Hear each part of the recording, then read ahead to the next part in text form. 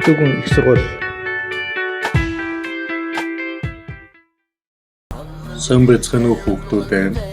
Монголын төв, соёл, ёс зүйншилгийг 3 багц цаг хичээлийн видео лекцийг хэлэхэд бэлэн боллоо. Энэ удаагийн видео хичээл Монгол нутагт эртний улс сэдвийн хүрээнд өрнөх болно. Та бүхэн таалан болгоно. Дэлхийн дахны олон ард түмний нэгэн адил монголчууд төр ёсны өн эрдэнэ түүхтэй билээ. Монголчуудын дээдүү хүн нарын тухай мэдээ занг хятадын сурвалж жүжиг дурддах болсон нийтийн туулын өмнөх 1764 оны үед хамааран нийтийн туулын өмнөх 822 онд Жов улс руу уулгалан дайрч байсан гэсэн мэдээ байдаг. Гэвч улс төрийн зохион байгуулалтад орсон нэлээд хожуу буюу нийтийн туулын өмнөх 3 дугаар зуунд хамааран Модон буюу Баатар гэгдэх нэгэн идэрмэгэр эцгээ ягуутхан өсчөд байсан Юучи аймгийг даран сүнөөж нийтийн туулын өмнөх 209 онд өнөөгийн Монгол нутагт хүн гүрнийг зөвлөсөн байна.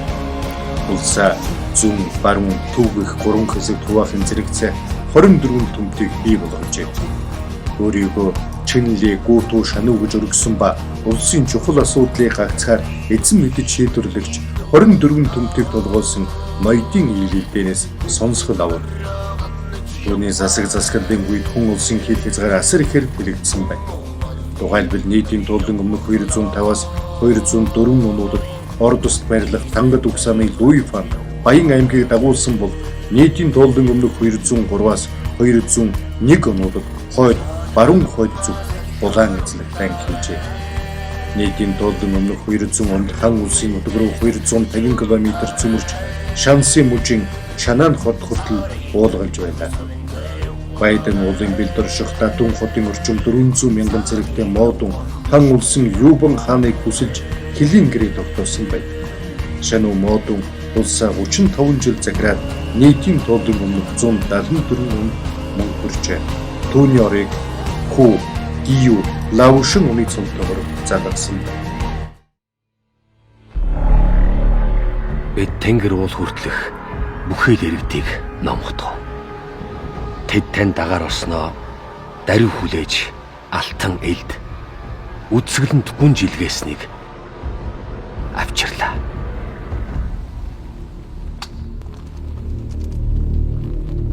Би Модон Хүннүү гүрний Шануу ном татдаг ард түмнийг нэгэн гэр бүл болгон нэгтгэв.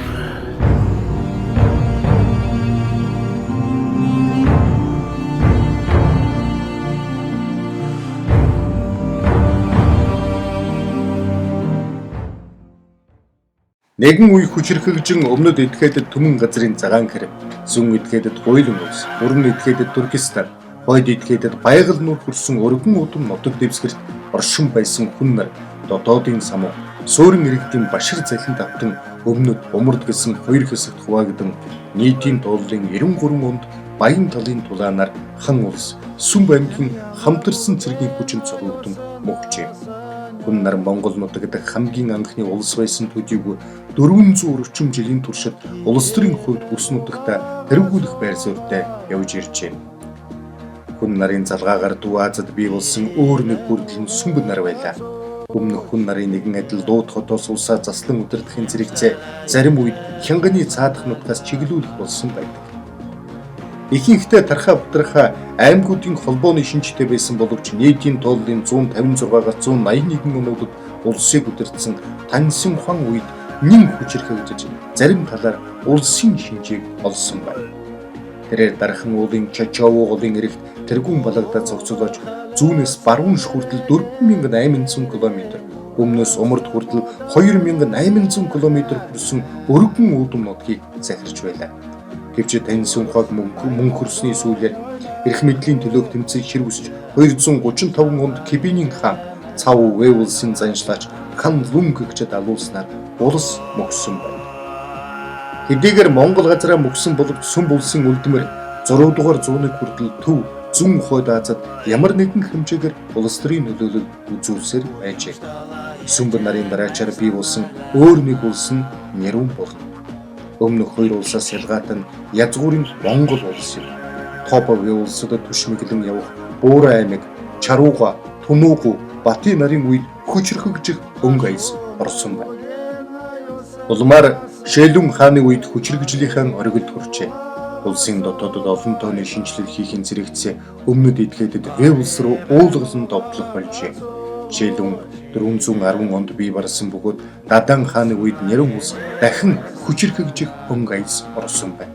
Гэвч дотоодын самун хөрс зэрэгэлдээ улсын башир аргад автан улсын хүчин суларсаар 555 онд Ануугу хааны үед Алтай тургуудад зөвөгдөн мөхжээ.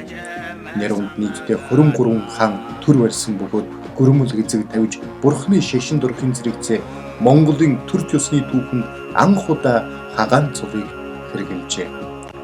Монголчуудын төр ёсны түүхэнд гүн гүнзгий улмөр үлдээсэн үндэстэн бол тургууд юм. Тэд зөвхөн бүс нутагтаа төдийгүй дэлхийн хэмжээнд нөлөөлөл тогтоох үз хүчирхэг улс байлаа. Баруун зүгт Арал тэнгис, хойд зүгт Сибирь, зүүн зүгт Гуйлын улс, өмнө зүгт цагаан хэрэм төрсөн өргөн удам нутаг дэвсгэрт оршин байна. Хэдийгээр дотроо өрн дорн гэх хоёр хэсэгт хуваагдсан тан улсын даргалд 30 орчим жил оршин байсан ч тургууд Монголын түүхэнд хамгийн хүчирхэг улсын нэг байсныг онцлоё. Гэвч 745 он гэхэд энэ улс оршин тогтнохоо нэгэнт болсон байлаа. Өтөөгөн улын бэлд Ордо Балик хотыг цогцолоосон Уйгурчууд, Мандан, Пело, Моёнчууд нарын үед хүчирхэгжин байсан боловч залхаа сая төрийг хангаж улсын хэрэг самуурснаар эцэстээ Нинсийн хэргээс захиурдан мөгсөн юм. Монгол нутагт оршин байсан эртний өөр нэг улс нь Хятад нар болно. Хятад нарын тухай түүхэн мэдээлсэн 6 дугаар зууны үед хамааран Дээд өвөг Комосын нар шар мөрний эрэг дагуу нутаглан амьдарч байжээ. Гэвч Юлиогийн Амбагийн хааны үед хүчирхэгжин улсын төрх бүрдэжээ. Умардад хилээ хэрлэн гол хүртэл өргөдгөн тэлж чадсан байна. Угэрчүүлвэрм улсын тэргүүний 3 жил тутам сонгох ёсыг эвдэж өөрийгөө насан туршин эзэн ханаар өргөжээ. Зүүн хойд Азад 300 гаруй жил оршин тогтносон Баха улсыг буулган авчээ. 936 онд 16 мужийг эзлэн их хятад улсыг албан ёсоор байгуулсан байна. 946 оноос шар мөрний өмнөх нутгийг хураан захирсан байна. Хятад улс нийт 50 мужаас бүрдэх бөгөөд эдгээрийг өмнөд захын 16 аймаг, умард захын 28 аймаг, гадаад 8 аймаг гэж хуваана. Бичиг соёлын хувьд өндөр түвшинд хүрсэн байна.